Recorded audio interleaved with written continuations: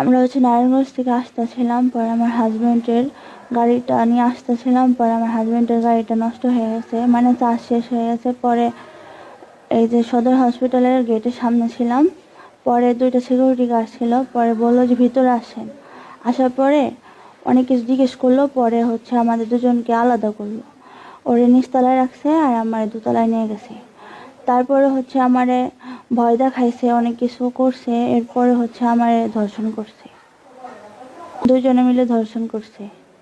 ওরা আনসার ছিল।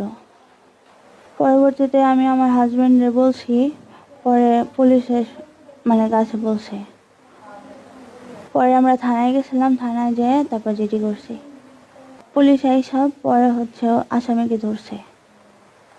আমরা থানায় যাওয়ার পরে পুলিশ আসে আমাদের সাথে, পরে দুজনকে ধরে দেই, যে এই 2জন আনসার আমার সাথে পরে শনাক্ত করে দিয়েছি পুলিশের কাছে। এখন জানি না কি